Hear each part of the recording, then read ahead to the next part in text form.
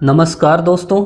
Imagine करिए, कल्पना कीजिए कि आप जंगल में हैं और आपको चारों तरफ से भालुओं ने घेर रखा है। एक दो नहीं बल्कि 40-50 भालू। आप पेड़ में अगर ऊपर चढ़ते हैं तो ऊपर जहरीले सांप हैं। आप दूसरी तरफ भागते हैं तो उधर खूंखार शेर बैठे हैं। अगर आप पानी में कूदते हैं तो वहाँ मगरमच्छ बैठे हैं। अब आप क्या करेंगे? मैं आपको बताऊं उत्तर। आप अपना जो इमेजिन कर रहे हैं, कल्पना कर रहे हैं, वो कल्पना करना छोड़ देंगे। आप कल्पना करना छोड़ दिए, आप आराम से बैठे हो वीडियो देख रहे। तो सीजीपीएससी का जो एग्ज़ाम भी है वो पूरा पूरा वही है कि हम लोग, क्या होता है ना, जब आखिरी आता है तो हम लोग डरने लगते हैं कि यार ये नहीं हुआ, वो नहीं हुआ, ये होगा तो क्या होगा, पेपर नहीं निकलेगा तो क्या होगा, इसको कैसे जवाब देंगे, उसको कैसे जवाब देंगे, ये क्या सोचेगा, बनेगा ही नहीं, उसका नहीं हुआ, मेरा नहीं हुआ। मतलब ऐसा जो अदृश्य अपरंपार अनेक कल्पनाएं हैं ना, वो हम करते रहते हैं कुछ भी। और असली चीज़ ये है कि ये कल्पना करने से ना आपका सही में नहीं होगा। हम लोग जैसे इंटरव्यू दिलाने भी जाते हैं, जो मेरे से पूछता है, मैं बस वही बताता हूँ कि भाई अगर तू डरेगा ना तो तेरा नंबर कम होगा। तो मतलब अगर आप डरते हो ना तो नंबर कम होगा, ये सोच के मत डरो। तो सीजीपीएससी प्रीलिम्स का खेल भी वही है कि अगर आप डरते हैं तो आपका नंबर कम होगा। स्वागत है आपका हमारे इस नए वीडियो में। इस वीडियो में हम सीजीपीएससी प्रीलिम्स जो अभी आपका 2024 में होने वाला है, उसके अंतिम दिनों की रणनीति पे चर्चा करेंगे। ये वीडियो अगर आप अभी देख रहे हैं तो अभी करीब 35 दिन बचे हैं। आप आगे भी देखेंगे ना, अगर आप प्रीलिम से 10 दिन पहले भी देखते हैं, 15 दिन पहले भी देखते हैं, तो भी ये वीडियो आपके काम आएगा। बस आप जो इसके बिंदु हैं उसको अपने हिसाब से इनकॉर्पोरेट करने की कोशिश कीजिएगा। इसके अलावा आप और कोई भी एग्ज़ाम दिलाते हैं, कोई भी एक दिवसीय एग्ज़ाम दिलाते हैं, ये वीडियो आपके काम का है। इसलिए यहाँ से प्रीलिम्स 24 का ही ये सोच के भागिएगा मत, थोड़ा सा सुनिएगा। इस वीडियो में हम मेन चर्चा ये करेंगे कि प्रीलिम्स में हमको पढ़ना क्या है और छोड़ना क्या है। दूसरी चीज़ हम ये देखेंगे कि कैसे पढ़ना है, क्या पढ़ना है, कितने मॉक टेस्ट लगाना है, कितना रिवीजन करना है, कितनी नई चीज़ें पढ़ना है, अपने दिन को कैसे प्लान करना है, एग्ज़ाम तक रिवर्स प्लानिंग कैसे करना है, नींद कितनी लेनी है, पेपर के टाइम प्लानिंग कैसे करना है कि किस चीज़ को पेपर में कैसे हम टिक लगाएंगे, तुक्का कैसे मारना है, मेडिटेशन का क्या महत्व है। ऐसे अनेक बिंदुओं को हम इस वीडियो में कवर करेंगे। वीडियो ज़्यादा बड़ा नहीं करेंगे जिससे आपका समय ख़त्म ना हो, मतलब क्योंकि अभी समय आपका बहुत महत्वपूर्ण है, लेकिन देखने की कोशिश करिएगा, आपको मज़ा आएगा। पहली चीज़ ये है कि देखिए, आपको मैं सीधा अंतिम दिन ले जाता हूँ और ये ना सबके साथ होता है। जैसे मैंने 6 प्रीलिम्स दिलाए हैं, 6 क्लियर हुए हैं, और आखिरी दिन मेरे को 6वें प्रीलिम्स में भी यही लगता था। ऐसे मेरे बहुत सारे दोस्त हैं, यूपीएससी भी दिलाया हम लोगों ने, कि आपको लगेगा कि यार कुछ याद नहीं आ रहा है, ये भी पढ़ना था यार, वो भी पढ़ना था यार, करेंट भी छूट गया, बजट भी छूट गया, हिस्ट्री का वो छूट गया, सिलेबस भी पूरा नहीं हुआ है। यूपीएससी वालों को लगता है यार अटेम्प्ट स्किप कर दें, क्या फालतू काउंट होगा।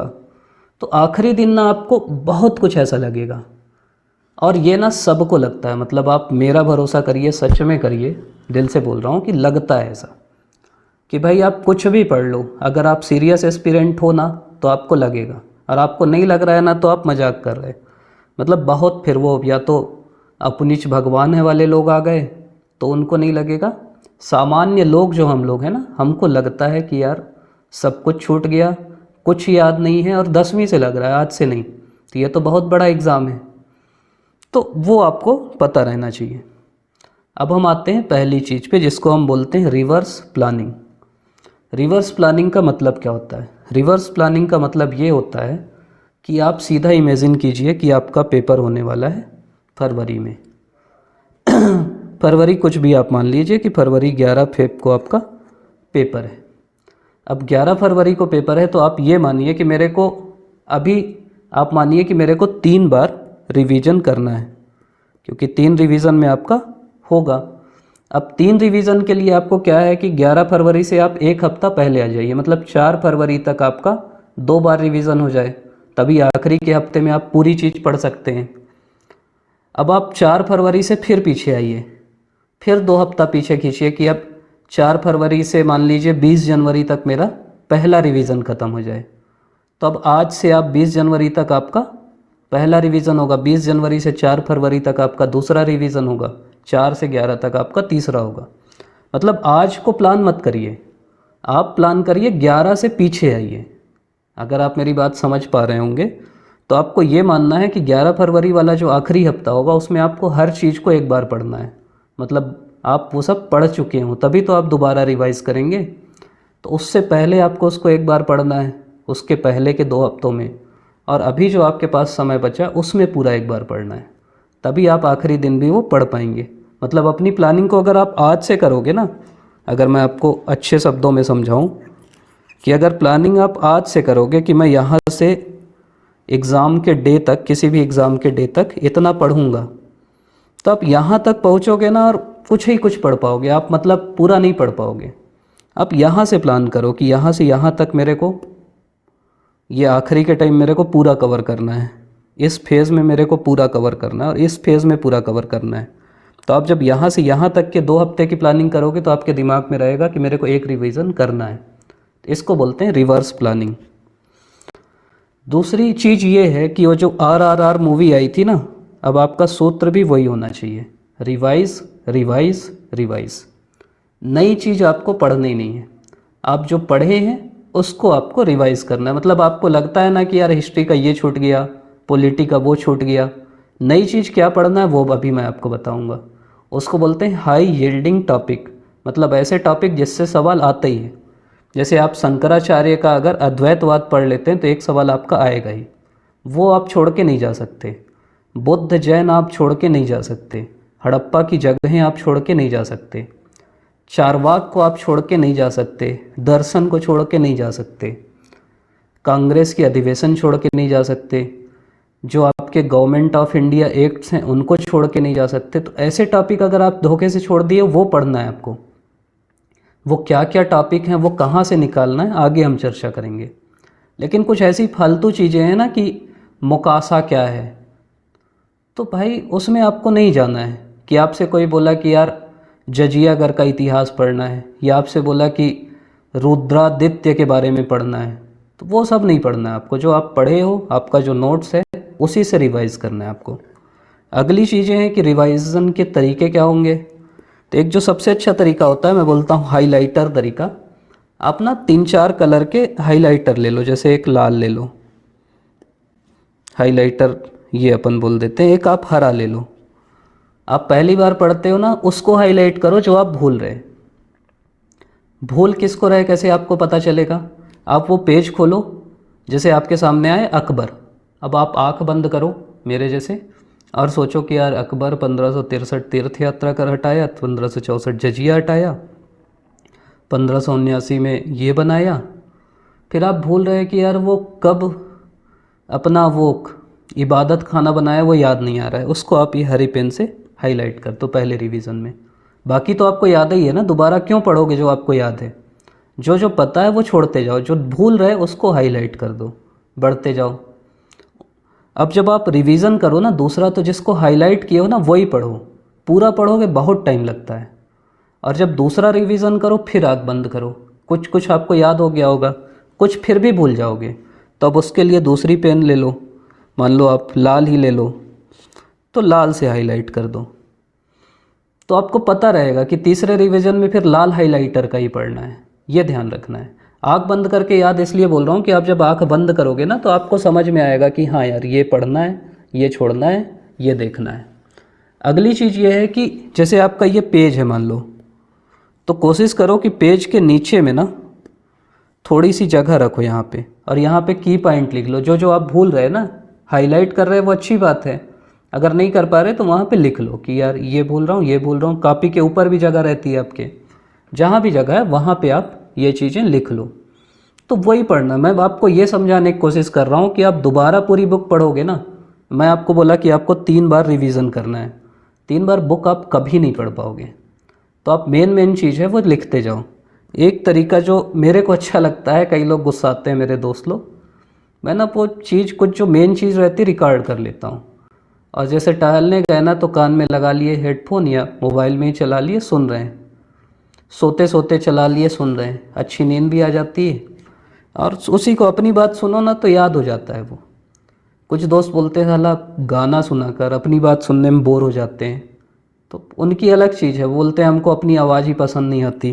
तो भाई पीएससी का सब्जेक्ट भी पसंद नहीं आता, पढ़ते हैं ना, तो यहाँ जो पसंद नहीं आ रहा है वो भी पढ़ना है। तो ये तरीका है, कर सकते हो, नहीं भी कर सकते। अगली चीज़ जो है आपकी, ये देखो, ये किताब की दुकान है। प्री से पहले ना बहुत आएगा आपको, 20 डेज़ में प्रीलिम्स क्लियर करें, 20 महत्वपूर्ण टॉपिक, ये किताब पढ़ो तो प्री निकालो, ऐसी ना कई किताब छपती हैं। मतलब वो जो कुकुरमुत्ता उगते हैं ना, वैसे किताबें छपने लगती हैं। तो आपको ना उसके पीछे नहीं भागना है, आप जो पढ़ रहे हैं वो पढ़िए। आपको लग रहा है कि यार करंट के लिए मेरे को ये किताब पढ़ लेना चाहिए, कोई 4-5 लोग बताए कि ये एक किताब अच्छी है, वो ले आइए। लेकिन आप बाज़ार गए और उठा के 10-12 किताब उठा के ले आए ना, उससे कोई मतलब नहीं होता, क्योंकि आप पढ़ नहीं पाओगे। और एक चीज़ मेरा, अगर आपको पूरे वीडियो में एक चीज़ आपको गांठ बांध के रखना है तो ये समझ लीजिए कि एक किताब 10 बार पढ़ना बहुत अच्छी चीज़ है, तुलना में 10 किताब एक एक बार पढ़ना। फिर से सुन लो कि 10 किताब एक एक बार पढ़ने से अच्छा है एक किताब को 10 बार पढ़ो। 10 नहीं पढ़ सकते, 5 ही पढ़ लो, लेकिन पर्याप्त है। क्योंकि उस किताब से जो आएगा ना फिर आपसे बनेगा। 10 को एक एक बार पढ़ोगे ना, कुछ नहीं बनेगा। खिचड़ी जो होती है ना, सुने होगे, अच्छी नहीं लगती आपको, खिचड़ी बन जाएगी, कुछ नहीं हो पाएगा। तो बुक सेंटर से दूर रहो। बहुत आपको लगता है कि कोई अच्छी किताब आई है जो आपके काम की है, अच्छा नोट्स आया है जो अच्छा है, वहीं जाओ। लेकिन इतना मत लाओ कि किसी को ना पढ़ पाओ। मैं आपको बोल रहा हूँ 3 बार रिवीजन करना है, तो आप नहीं कर पाओगे। तो वही चीज़ है कि वही चीज़ पढ़ो जो आपके काम आए। अगली चीज़ क्या है कि हाई यील्ड टॉपिक, जो मैं शुरू में बोला कि भाई रिवीजन करना है, लेकिन ऐसे टॉपिक जो जिसका यील्ड ज़्यादा है, मतलब जिसमें आप कम इनपुट देके ज़्यादा आउटपुट ले सकते हो। जैसे आप बौद्ध जैन पढ़ लिए, एक सवाल आएगा, 2 नंबर मिल गया। आप दर्शन पढ़ लिए भारतीय, 3-4 सवाल आएंगे, 8 नंबर मिल गया। उसको पढ़ना है। अगर वो आप धोखे से छोड़ दिए हो ना, संविधान के ऐसे टॉपिक हैं, विज्ञान के ऐसे टॉपिक हैं, अलग अलग विषय के अलग अलग टॉपिक हैं, उनको नहीं छोड़ना है। और वो कैसे आपको पता चलेगा? आप प्रीवियस ईयर सवाल देखिए, उसमें आप देखिए कि किस किस थीम से सवाल आ रहे हैं, कैसे कैसे सवाल आ रहे हैं, उसको आप रिवाइज करिए बार बार।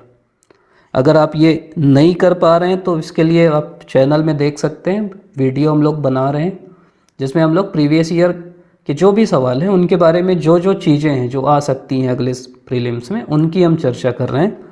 दूसरा, हम ये भी कोशिश कर रहे हैं कि उस सवाल को कैसे टेकल करना है।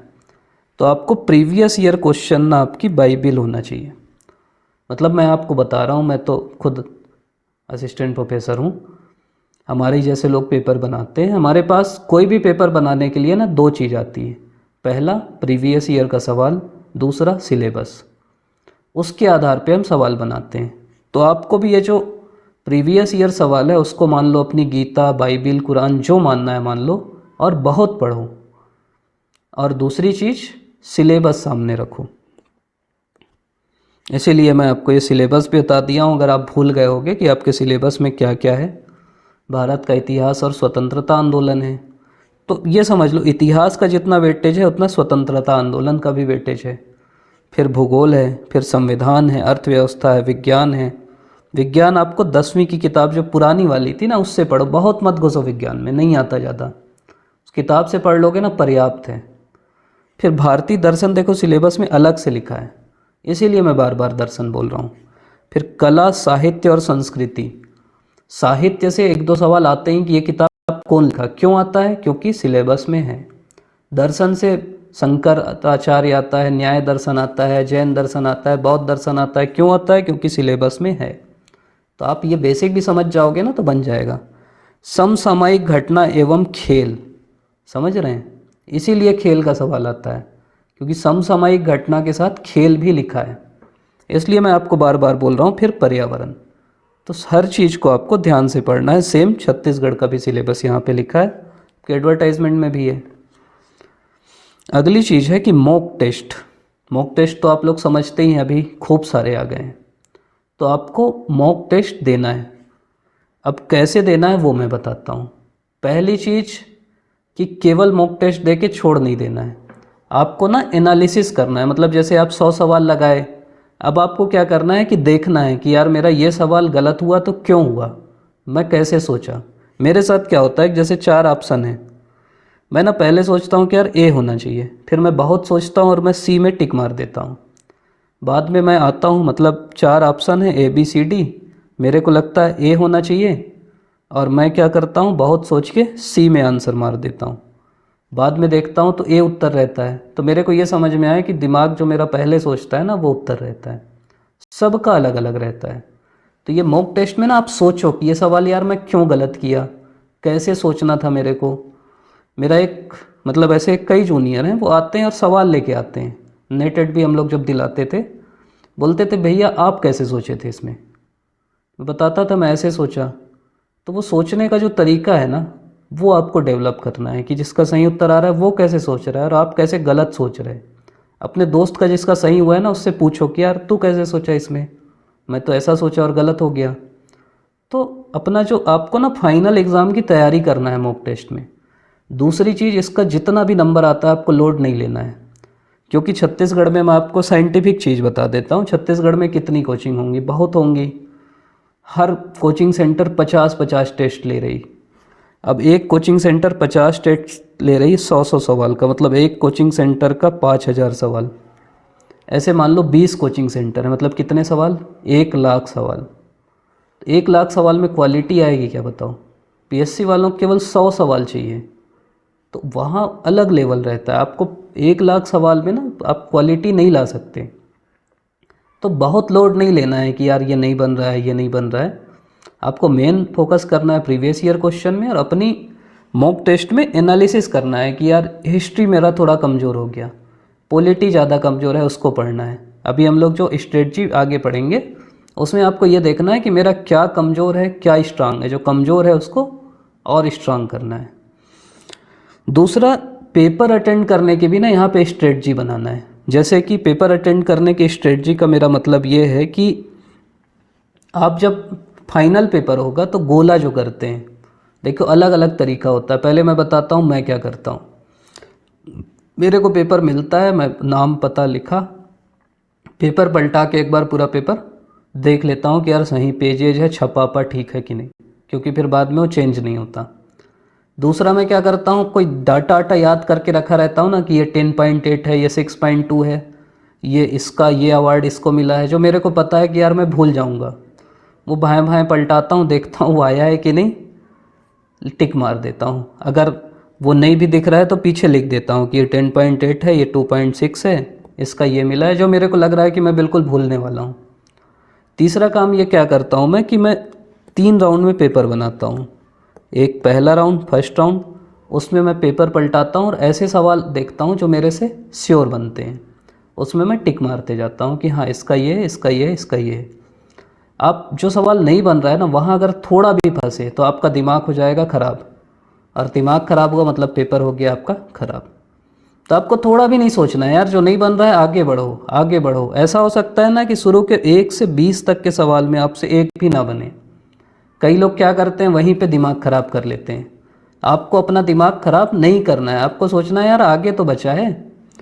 तो 1 से 20 में अगर एक भी नहीं बन रहा है ना, आप वो देखे हैं ना पारी कई लोग की, रिंकू सिंह की देखे होंगे कि भाई नहीं बन रहा था, आखिरी ओवर में मार दिया। तो जब तक बॉल नहीं मिल रही छोड़ो, आखिरी ओवर में मिलेगा मौका। आखिरी के हो सकता है 40 के 40 बन जाएं आपसे, कुछ भी हो सकता है ना।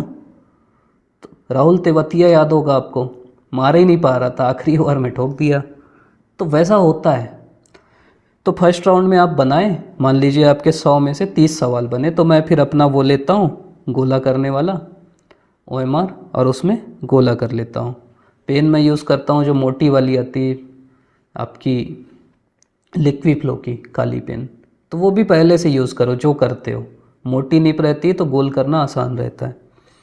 फिर दूसरे राउंड में जाता हूँ। पहले राउंड में एक काम ये भी करता हूँ कि जैसे किसी सवाल में 4 ऑप्शन है, मेरे को पता है कि ये 2 नहीं हो सकते, उनको मैं काट देता हूँ।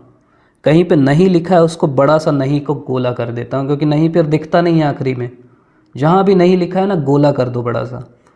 उसके बाद क्या करता हूँ, जैसे कोई सवाल है जिसमें मेरे को लग रहा है पहले ही नज़र में कि यार ये हो सकता है, मेरे मन में आया, मैं छोटा सा टिक मार देता हूँ कि पहली बार मेरे को ये लगा है।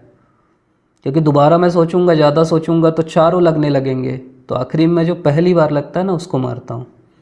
फिर अब मैं सेकेंड राउंड में आता हूँ जिसमें मैं 2 एलिमिनेट कर देता हूँ ना, उसको खोजता हूँ कि दोनों जो बाकी 2 बचे उसमें से क्या हो सकता है। एक फ़ायदा और होता है, पूरा पेपर आप पढ़ लोगे ना तो कहीं आखिरी में कोई सवाल है उसके बेस पे पहले सवाल का उत्तर मिल जाता है, तो दिमाग जो है खुला रखना है। फिर मैं गोला कर लेता हूँ और तीसरे राउंड में फिर OMR रख के ही बैठता हूँ और जो मारना है बनाते जाता हूँ। तो ये मेरी स्ट्रेटजी है। एक दोस्त को बताया था मैं, मेरा दोस्त है, बहुत ख़ास है वो, उसको मैं ऐसे ही बताया कि भाई पहले मैं टिक मारता हूँ फिर OMR में भरता हूँ। बोला ठीक है करता हूँ, जो बोलता हूँ मानता है वो मारा, और एक का मतलब 14वें नंबर का गोला वो 15वें में कर दिया, 15वें का 16वें में कर दिया। आके गुस्सा आ रहा था। अच्छा हुआ कि ज़्यादा नंबर से नहीं, मतलब ज़्यादा नंबर से चूका वो, नहीं तो बोलता तेरे कारण नहीं हुआ। तो मानना नहीं है आपको, इसीलिए मॉक टेस्ट है कि जो भी आपकी स्ट्रेटजी है मॉक टेस्ट में करो बना के। आपको लग रहा है कि पहला मैं देखा और तुरंत गोला किया, वो ठीक है, जैसा आपका काम हो रहा है वैसा करो, लेकिन वहाँ जाके ट्राई मत करो, सीधा एग्ज़ाम में ट्राई नहीं करना है। मेरे दोस्त की गलती वही थी कि वो सीधा परीक्षा में ट्राई किया, तो नुकसान हो गया। वही कि कितने राउंड करना है, कैसे गोला करना है, और डरना नहीं है। मतलब मॉक टेस्ट के रिज़ल्ट को देख के आपका 200 में 20 भी आ रहा है ना तो भी नहीं डरना है। ये सोचना है कि यार बाकी 20 आया मतलब 10 सवाल बने, मतलब 90 सवाल का उत्तर आपको मिला ना, तो ऐसे सोचना है। अगली चीज़ है साइंस ऑफ तुक्का। ये मैं कई लोग को बताता हूँ और आप बोलोगे कि तुक्के का ब्रांड एम्बेसडर है ये। जैसे आपके 10 सवाल हैं, सीधी सीधी बात है, और हमारे यहाँ 1/3 निगेटिव है, मतलब हम ये सरलता के लिए मान लेते हैं कि आपका उत्तर अगर सही होता है तो आपको 3 नंबर मिलेगा, अगर गलत होता है तो 1 नंबर कटेगा। अब मैं सीधा सीधा ये बोलता हूँ कि आपकी ना बहुत ख़राब किस्मत है। आपके 4 सवाल सही हुए, 6 गलत हुए, तब तो आपका अच्छा नंबर आएगा ही। 4 सही हुए मतलब 4 तियाँ 12 नंबर मिलेगा, 6 गलत हुआ मतलब 6 कम 6 कटेगा, मतलब +6 में आप रहोगे, तो बहुत होता है। मैं आपकी किस्मत बहुत बुरी मानता हूँ। आपके 3 सही हुए मतलब 3 तियाँ 9 नंबर आपको मिला, और आपके 7 गलत हुए मतलब 7 एकम 7 आपका कम हुआ, मतलब फिर भी आपको 2 नंबर एक्स्ट्रा मिला। और वो जो बोलते हैं ना एक चुटकी सिंदूर की कीमत, वैसा 2 नंबर की कीमत भी आपको जानना पड़ेगा। मतलब जिनका चूका है ना 2-2 नंबर से, उनसे पूछना, 1 नंबर से चूकता है लोगों का, पॉइंट से चूकता है। तो जहाँ भी मौका मिल रहा है तुक्का लगाने का, जहाँ भी लॉजिकल गेस कर सकते हो आप, वहाँ बिल्कुल करो, मतलब वहाँ मत छोड़ो। आप बोलेंगे तो मैं एक वीडियो भी बनाऊंगा, कोशिश करूंगा, जिसमें मैं आपको ये सिखाऊंगा कि लॉजिकल गेस कैसे करना है, क्या उसका तरीका होता है। मतलब वो एक ना विज्ञान है, इसीलिए मैं बोल रहा हूँ। वो हलवा पूड़ी नहीं है, या वो नहीं है कि जय हनुमान ज्ञान गुण सागर, जय कपीस तिहु लोक उजागर 26, ऐसा नहीं होगा। उसका विज्ञान है अपना कि कैसे तुक्का मारना है, तो वो हम लोग समझेंगे। जो हम लोग प्रीवियस ईयर सवाल भी कर रहे हैं ना, उसमें भी मैं ये आपको सिखाता हूँ कि भाई इसका उत्तर ये होगा और ऐसे होगा, ऐसे आपको लॉजिकल गेस करना है। अगली चीज़ है क्या क्या आपको अवॉइड करना है। पहली चीज़ आपको अवॉइड करना है सोशल मीडिया, फेसबुक, ट्विटर कम ही चलाते होगे, इंस्टा चलाते होगे, इस टाइप के जो चीज़ है, मोबाइल जो है बहुत चलाना अवॉइड करना है। मतलब इनको चलाना भी है ना तो फिर आप इंस्टा में ऐसे पेज फॉलो कर लो जो, जैसे गवर्नमेंट का पेज CMO का फॉलो कर लो, जनसंपर्क की वेबसाइट फॉलो कर लो, जो अच्छी चीज़ें हैं ना वो फॉलो करो। उससे क्या होगा कि आपका ध्यान सही बने रहेगा।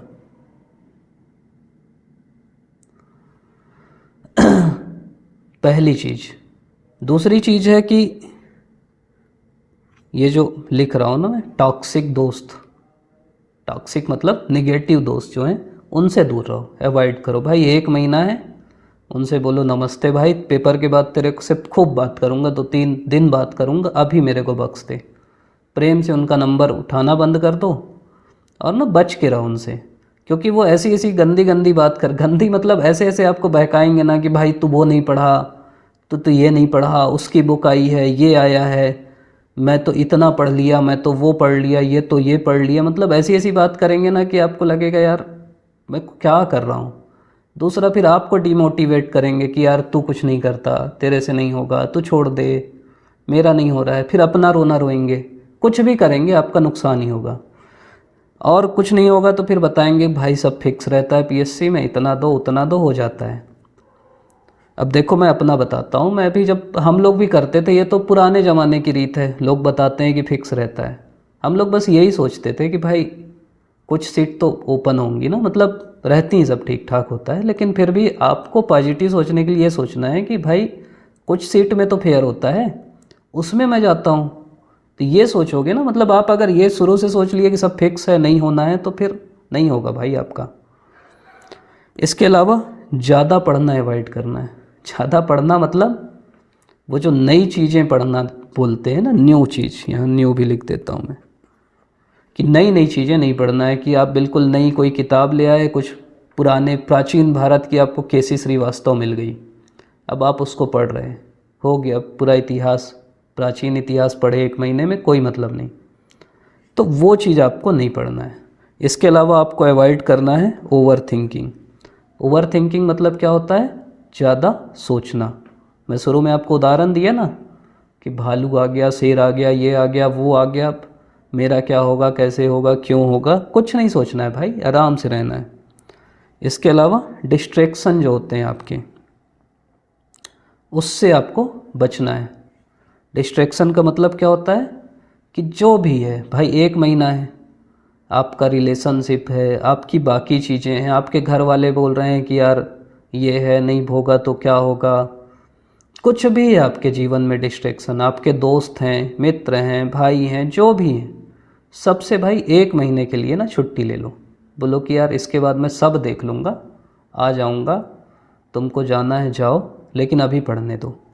और अगली चीज़ आपको अवॉइड करना है नई किताबें।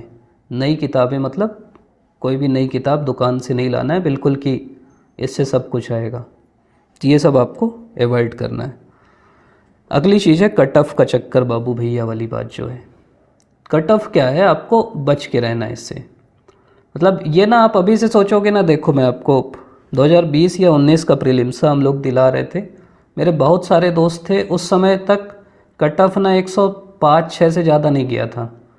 पेपर बहुत सरल था, वो देखे उन लोग ना 60-65 सवाल बनाए और बोले यार इससे ज़्यादा तो नहीं जाएगा कट ऑफ, 105 तक कभी नहीं गया, 120 तो जाएगा नहीं। और सब ना 60-65 सवाल बना के रुक गए, बोले भाई इससे ज़्यादा नहीं जाएगा, हम नहीं बनाएंगे। उसी साल सीसेट ख़त्म हुआ था, लोग 95-95 बना के गए, कट ऑफ 130 पहुँच गया। इतने लोग, इनका आराम से होता ना और थोड़ा सा बनाते, तो ये इसलिए रुक गए क्योंकि कट ऑफ उतना जा ही नहीं सकता, हम क्यों रिस्क लें, और निपट गए। इस बार कट ऑफ करीब आया है 88।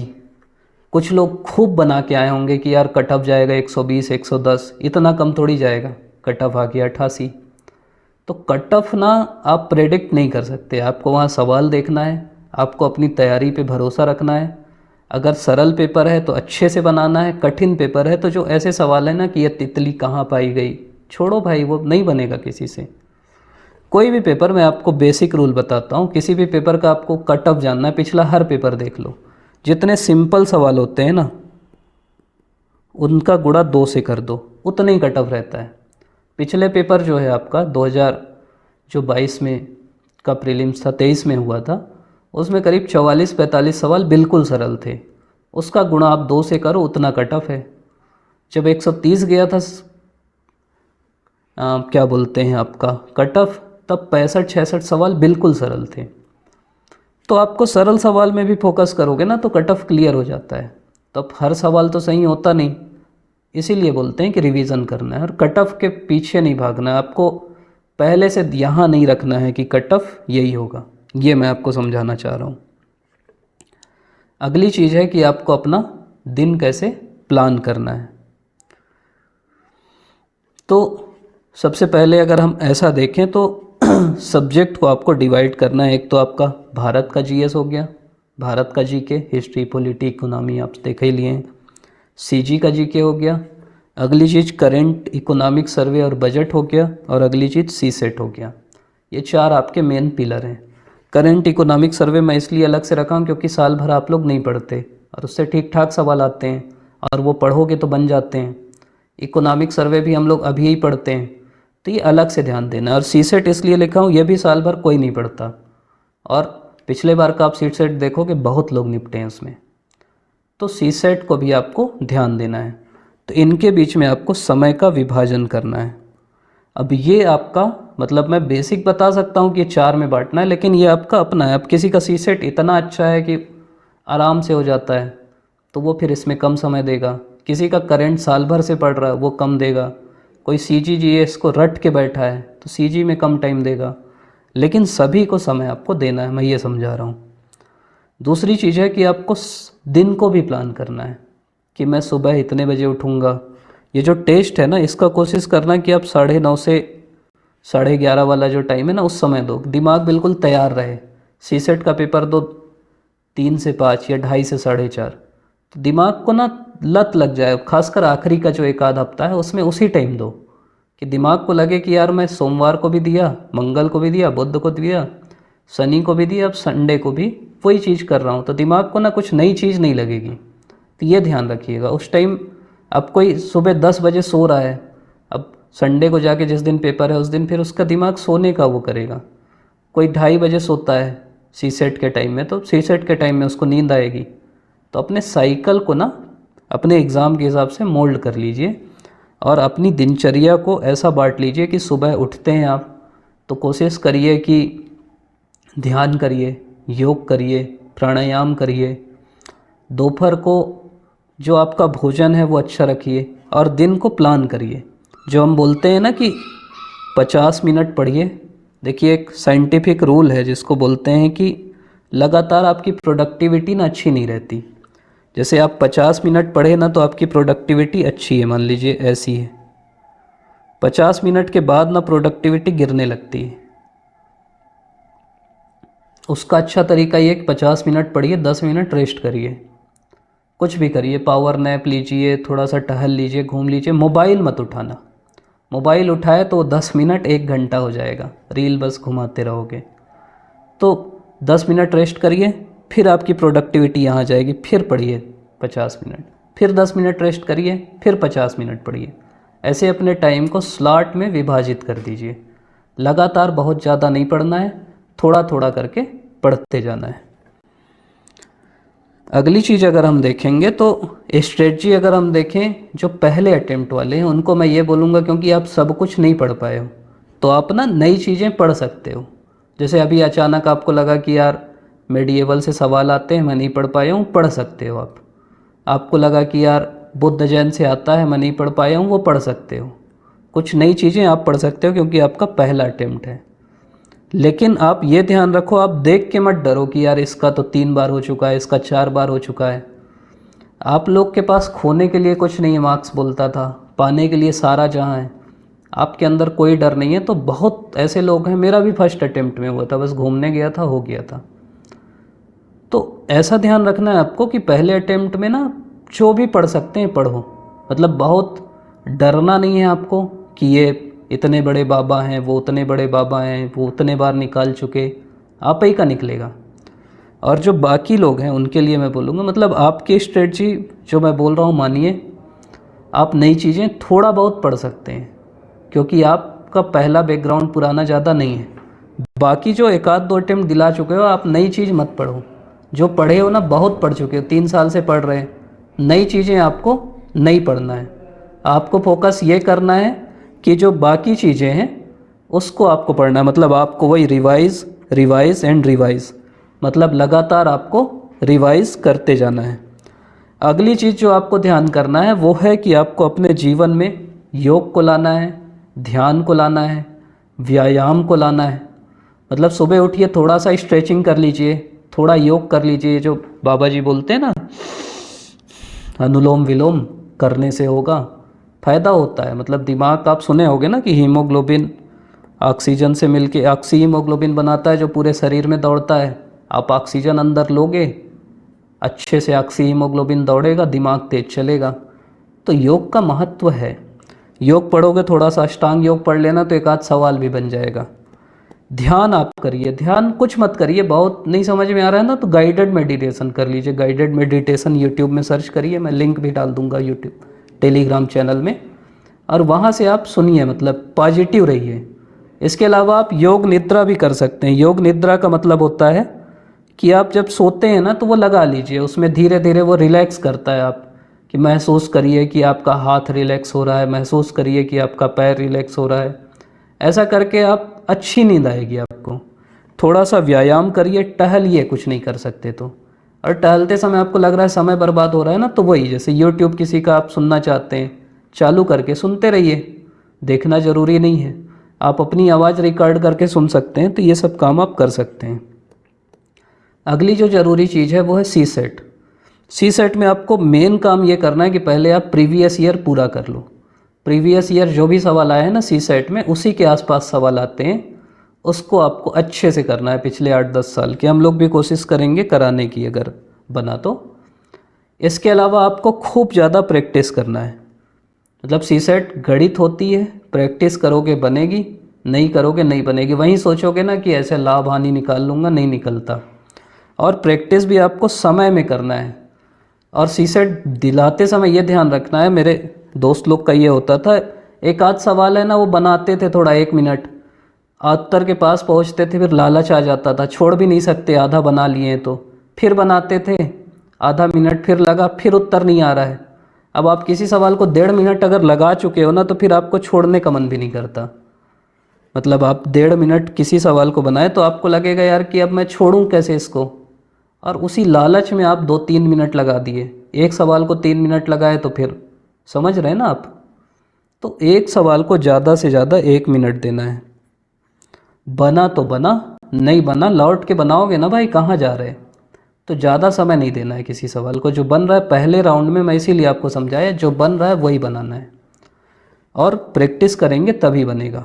अगली चीज़ जो सबसे अच्छी है कि आपको ना हिंदी और छत्तीसगढ़ी को टारगेट करना है। हिंदी और छत्तीसगढ़ी का आप प्रीवियस ईयर सवाल देखो, आप किताब देख लीजिए जो हिंदी की, जैसे अभी जो ग्रंथ अकादमी की आती है, मतलब जो विनय कुमार पाठक जी की आती है छत्तीसगढ़ी की, हिंदी की भी अच्छी लगी मेरे को, वो आप अच्छे से पढ़ लो। हिंदी में साहित्यकार आते हैं कि ग्रियर्सन ये वो, भाई पढ़ लो ना, मतलब मैथ्स से ज़्यादा सरल है ये। छत्तीसगढ़ी में जो जो आता है पूरा पढ़ लो। तो यही दोनों अगर आपके, मतलब सबसे सरल ना यही पोर्शन रहता है। अब हिंदी छत्तीसगढ़ी कोई कितना कठिन करेगा, नहीं कर सकता कठिन। तो आपको डरना नहीं, हिंदी छत्तीसगढ़ी अच्छे से पढ़ना है। इसी से आपका सी सेट की चाबी हिंदी और छत्तीसगढ़ी ही है। इसके अलावा फिर आपको प्रैक्टिस करना है और मैथ्स रीजनिंग बनाना है। अगली चीज़ है कि आपका जो एटीट्यूड है ना वो सब कुछ है। मतलब एटीट्यूड कैसा होना चाहिए कि मेरे को ही मेंस लिखना है, मेरा नहीं होगा तो किसका होगा, मैं इतना पढ़ा हूँ तो कैसे नहीं बनेगा सवाल।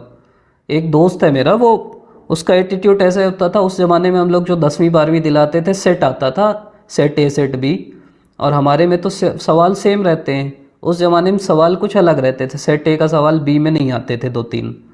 जैसे हम लोग पेपर दिलाने से पहले इसी चर्चा की, एक भाई ये पढ़ा कि नहीं, बोलता था मेरे सेट में नहीं आएगा, ये पढ़ा कि नहीं, वो भी मेरे सेट में नहीं आएगा, तुम्हारे में आएगा। तो आपसे कोई अगर ऐसा बोल रहा है ना कि भाई ये नहीं पढ़ा, वो नहीं पढ़ा, ये पढ़ना है, सीधा बोलो मेरे में नहीं आएगा भाई, मतलब एग्ज़ाम में नहीं आएगा। एटीट्यूड रखो ऐसा। दूसरा रखो, मेरा नहीं होगा तो किसका होगा। ये नहीं बना बोलो भाई 200 नंबर थोड़ी लाना है, प्री निकालना है, कटअप निकालना है, 200 थोड़ी जाएगा, 1 नहीं बनेगा, 2 नहीं बनेगा, मत बने। ये नहीं बन रहा है भाई, छोड़ वो सवाल, छोड़ वो नहीं आएगा। तो ऐसा एटीट्यूड रखना है, इससे आप जीतेंगे। अगली चीज़ जो है उसको बोलते हैं स्लीप साइकिल। देखो ये जो साइकिल है ना, जो मैं आपको बता रहा था कि कई लोग ना आदत रहती है, वो जो रात्रिचर बोलते हैं ना, नॉकटर्नल, रात को जागते हैं सुबह सोते हैं। भाई ये बिल्कुल सही टाइम है, हाई टाइम है कि आपको रात के जागने की आदत ख़त्म करना है। अब आपको रात को टाइम से सो जाना है, सुबह टाइम से उठना है, दिन भर पढ़ना है, फिर रात को सोना है। मतलब भरोसा करो, जो रात को सोने वाले लोग हैं ना, उनको भी प्री के 1 दिन पहले रात को नींद नहीं आती। तुम तो जगने वाले लोग हो, तुमको तो और नहीं आएगी। और रात को अगर नींद नहीं आएगी तो पेपर आधा तो आप वैसे ही हार गए, आधी जंग आप रात को ही हार गए। MS धोनी का है ना कि पता है हम लोग कहाँ हारे मैच वाला आता है ना, तो वैसे ही है आप। कहाँ हारे एग्ज़ाम, तो रात को हारे। तो रात को आपको सोना है। सोने के लिए आपको स्लीपिंग साइकिल जो है वो अच्छा करना है, टाइम से सोना है। रात को कम थोड़ा खाएंगे तो नींद आ जाएगी। योग निद्रा की कोशिश करेंगे, आ जाएगी। सबसे अच्छा तरीका वही है। मेरा दोस्त बोलता है भाई मैं अपनी आवाज़ सुनता हूँ ना, नींद आ जाती है। अपनी आवाज़ रिकॉर्ड करके रखो, चला दो, आ जाएगी नींद। जब तक जितना सुनाई देगा वो याद भी रहेगा। तो आपको अपना जो स्लीप साइकिल है वो अच्छा करना है। रात को टाइम से सोना है, 11 साढ़े 11 तक। सुबह 6:30 7 साढ़े 7 तक उठ जाना है। दिनचर्या में लाइट फूड रखना है। ऐसा कुछ नहीं करना है कि भाई बाहर जाके खूब खा लिए, न्यू ईयर हो ही गया है, अब कुछ नहीं करना है। फरवरी पेपर दिलाओ, फिर जो करना है करो। अभी कुछ मत करो, अभी बस आराम से रहो कि तबीयत आपकी ख़राब ना हो। तो आपका जो साइकिल है सोने का वो ठीक कर लो, क्योंकि आधी जंग वही है, बार बार मैं बोल रहा हूँ।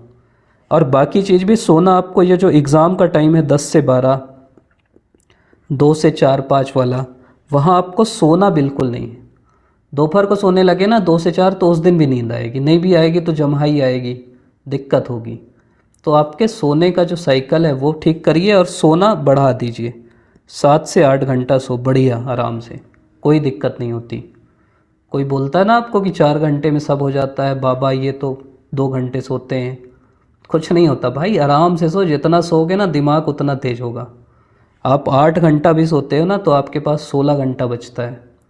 2-3 घंटा इधर उधर निकाल लो, 12-13 घंटा बचता है। बाकी टाइम बचाओ ना, सोने का क्यों बचा रहे। 9 घंटा सो, कोई दिक्कत नहीं, 8-9 घंटा डट के सो। जितना सोओगे उतना फ़ायदा है। अगली चीज़ है कि फाइनल एग्ज़ाम डे की स्ट्रेटजी क्या होनी चाहिए। तो अभी से ना आप विजुअलाइज़ करो कि भाई मैं एग्ज़ाम दिलाने जा रहा हूँ, और बिल्कुल जो निगेटिव से निगेटिव हो रहा है ना वो विजुअलाइज़ करो। मतलब आप ये सोचो कि मैं पेपर खोला और मेरे शुरू के 40 सवाल बने ही नहीं रहे, बिल्कुल ख़राब पेपर आया है, कट ऑफ इस बार मेरे को लग रहा है 70 जाएगा, मेरे से बने ही नहीं रहा है। तो ऐसा सोच के रखो। तो जब आप पेपर देखोगे, जैसे इस बार का कठिन आया, कोई ऐसा सोच के जाता है ना कि मेरा 60-70 तो बनेगा ही, वो पेपर देखता है तो आधा तो वहीं ख़त्म हो जाता है। तो दिमाग में सोच के रखो कि अगर कठिन पेपर भी आया ना तो सबके लिए कठिन आएगा, मेरे को कोई दिक्कत नहीं होना है। कठिन आया सबके लिए कठिन है, क्योंकि मैं इतना पढ़ा हूँ, तो मेरा कट ऑफ तो निकालना है, तो कट ऑफ निकल जाएगा। तो आपको बुरी सी बुरी स्थिति भी विजुअलाइज़ करना है।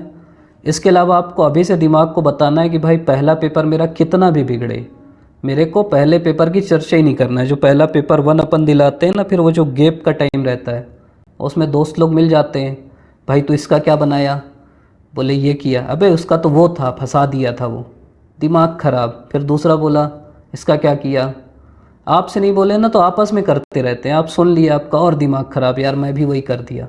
अब वो गलत बोलते रहते हैं। एक बार मैं निकला, बताया कि भाई इसका क्या किया, वो बोला ये, तो ये बोला अबे वो नहीं था, ये आंसर था।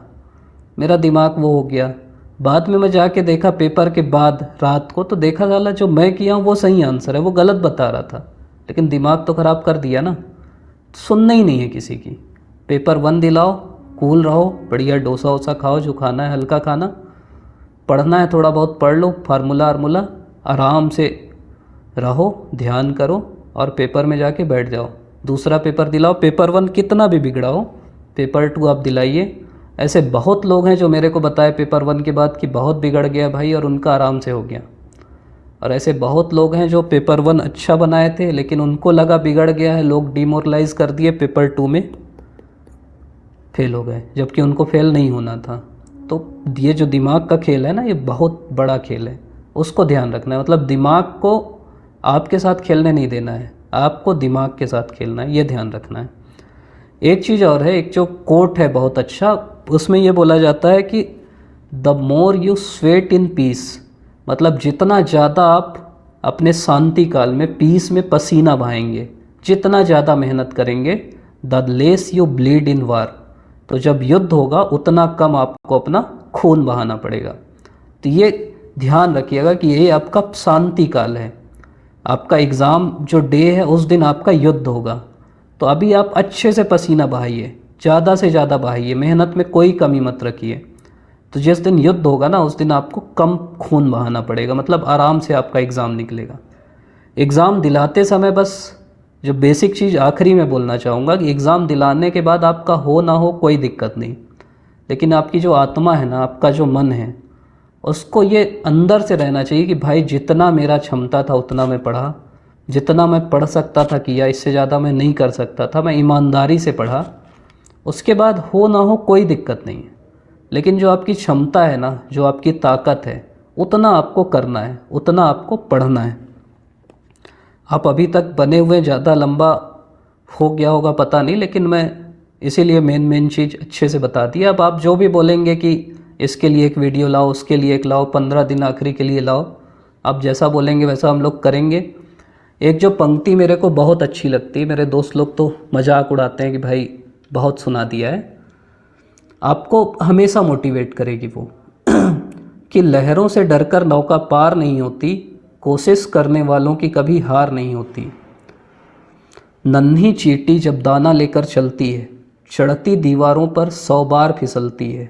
मन का विश्वास रगों में साहस भरता है, चढ़कर गिरना गिरकर चढ़ना ना करता है। आखिर उसकी मेहनत बेकार नहीं होती, कोशिश करने वालों की कभी हार नहीं होती। गोता सिंधु में जब गोताखोर लगाता है, जाकर कई बार खाली हाथ लौटाता है। मिलते ना सहज ही मोती गहरे पानी में, बढ़ता दूना उत्साह इसी हैरानी में। मुट्ठी उसकी खाली हर बार नहीं होती, कोशिश करने वालों की कभी हार नहीं होती।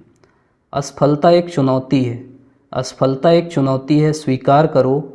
क्या कमी रह गई देखो और सुधार करो। जब तक सफल ना हो नींद चैन को त्यागो तुम, संघर्षों का मैदान छोड़ मत भागो तुम। कुछ किए बिना ही जय जयकार नहीं होती, कोशिश करने वालों की कभी हार नहीं होती, कोशिश करने वालों की कभी हार नहीं होती। तो ये कोई मैटर नहीं करता कि इससे पहले आपकी हार हुई है, आपका प्री नहीं हुआ, आपका 3 बार नहीं हुआ, 4 बार नहीं हुआ। आप जितनी ताकत हो सकती है ना झोंक दीजिए, लगा दीजिए। आप पहली बार लगा दिला रहे हैं, पूरी ताकत झोंकिए। आप चौथी बार दिला रहे हैं, पूरी ताकत झोंकिए, क्योंकि कोशिश करने वालों की कभी हार नहीं होती। आपने वीडियो अभी तक देखा, इसके लिए आपका बहुत बहुत धन्यवाद। चैनल को लाइक शेयर सब्सक्राइब करिए, क्योंकि हम लोग ऐसे वीडियो लगातार लाते रहेंगे। हो सकता है कि आपके सामने से, आपके ध्यान से वो निकल जाए या आप ना देख पाएँ, क्योंकि हम लोग प्रीवियस ईयर क्वेश्चन और बाकी जो भी इकोनॉमिक सर्वे, करेंट और भी जो भी चीज़ें हैं वो हम लगातार बनाते रहेंगे। तो उसके लिए आप चैनल सब्सक्राइब कर लीजिए। कुछ बेल आइकॉन भी होता है बताते हैं लोग, वो भी कर लेंगे, वो और अच्छा है। आपका बहुत बहुत धन्यवाद।